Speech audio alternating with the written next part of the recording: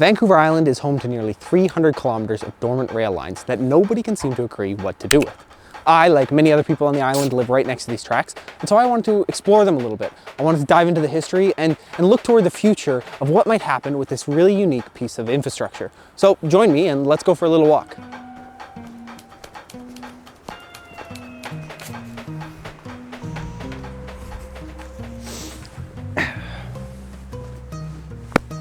The Island Rail Corridor, as it's known today, stretches from Victoria all the way to Courtenay, with an additional branch line that stretches out at Parksville and goes to Port Alberni. At its height, the rail line had 45 different stations along its main line, 8 along the Port Alberni line, and 3 extras along a little spur out by Lake Cowichan. Despite serving as the initial backbone for the development and colonization of the island, the tracks you can see behind me are largely abandoned. After years of deferred maintenance and arguably some mismanagement, Via Rail suspended passenger service in 2011. Freight service followed shortly thereafter in 2014, and now, aside from a single propane train which runs a couple times a week in Nanaimo, the rail line is essentially dead. Since the suspension of service in 2011, debates have raged on about what we should do with this corridor. After all, it's a fairly unique piece of infrastructure that we really couldn't reconstruct today, even if we tried. But in order to understand where things might go in the future, we should look to the past, so let's keep walking. Also, this tree over here is making very eerie creaking sounds, so I kind of want to get out of the way. The history of the Esquimalt and Nanaimo Railway is a fascinating one. It was built in the late 1800s by notorious coal baron and MLA Robert Dunsmuir. Now, Robert was a shrewd businessman and by all accounts not the best of guys, but he managed to receive an insane deal from the government in exchange for building the rail line.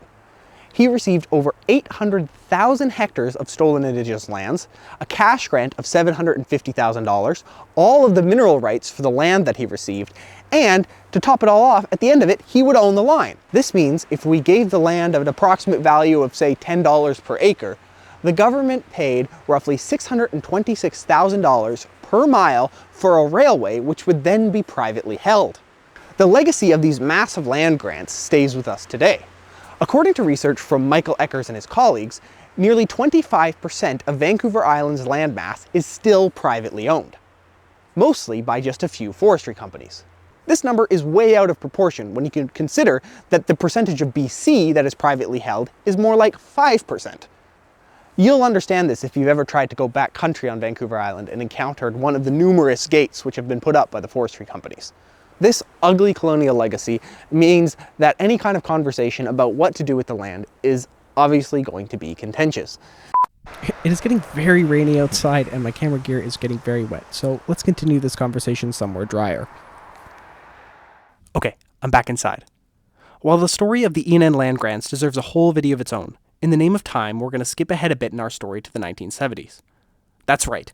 It's the age of disco, and Via Rail has just spun off from CN and CP as the hot new crown corporation on the block, in charge of maintaining a national coast-to-coast passenger rail system. The energy was high, and new advertising campaigns like this one could be seen across the country. Of fares with our new Fare for All plan, and of course there's a choice of trains. And lots of courteous, helpful Via people. It's your choice.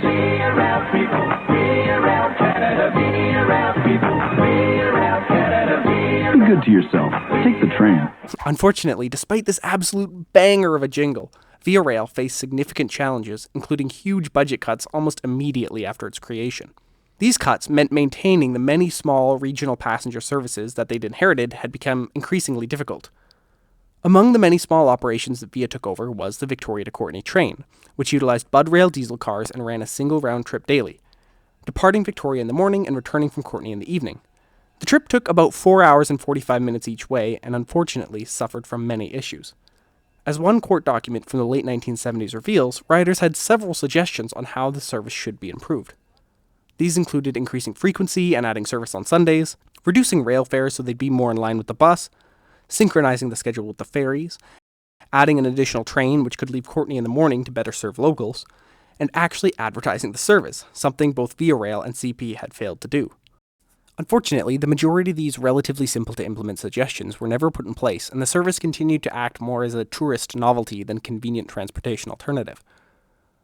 While one must recognize the limitations of running a passenger service on 100-plus-year-old tracks that were intended for slow-moving coal cars, there were certainly changes that could have been made to make the Dayliner more appealing to riders. This kind of mismanagement is unfortunately all too common across Canada, and it's emblematic of how Via Rail has been run since its inception. While highways and car infrastructure are given billions in subsidy without a second thought, any kind of plan to improve passenger rail service is subject to immense political scrutiny. Given the numerous failures of Canadian passenger rail policy, it's honestly quite surprising that the old Bud cars continued to run as long as they did. Nonetheless, after years of neglect from Via Rail, the service was shuttered in 2011. It has now been over 13 years and counting since passenger trains last ran on Vancouver Island. In that time, the old E&N Railway has been studied over and over and over again, and with each new study comes a new round of arguments and op-eds about what we should do with this piece of land. All the while, the costs continue to rise and the infrastructure continues to deteriorate. In 2011, when passenger rail service was first suspended, it was estimated it would cost about $11 million to bring the line up to previous standards.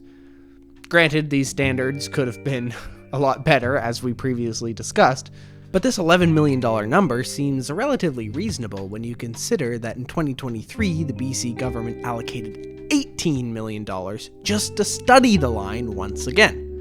This time following a court case which gave a small section of the corridor back to the Snanawas First Nation, whose land the line runs through. Aside from the small section near Nanoose Bay that has now been given back, the rest of the corridor is owned by a registered charity called the Island Corridor Foundation. They're governed by a board of directors made up of representatives from the First Nations and regional districts that the railway passes through, and according to their website, are committed to restoring both passenger and freight service back to the island. However, the longer the line lies dormant, the louder the outside cries for alternative uses grow. In recent years, a few other organizations have sprung up to champion different use cases. In 2018, an organization called Friends of Rails to Trails Vancouver Island was founded to call for the construction of a multi-use path along the corridor, and have completed a feasibility study for the project, which is available on their website. In 2022, a man named Warren Skulred launched a website called Restore Island Rail, along with a petition to the House of Commons, which just recently closed and garnered well over 7,000 signatures. It is clear that this corridor has massive potential, and I'd imagine that most Vancouver Islanders would like to see something done with it. Unfortunately, we found ourselves in a position of analysis paralysis where the politically safe move is to continue pouring money and resources into consultations and studies instead of taking concrete action. However, things could possibly be changing, as 4 working groups are currently in discussions up and down the island to come up with a new reconciliation-focused vision for the corridor, but only time will tell what these talks will lead to. While I have just barely scratched the surface of this issue, I hope this video has given you some useful context for where we are today, and could maybe help you form your own opinions about what you think we should do with this piece of land. I'd love to hear from you, so let me know in the comments what you think we should do with the Island Rail Corridor and what your hopes and dreams for the future are.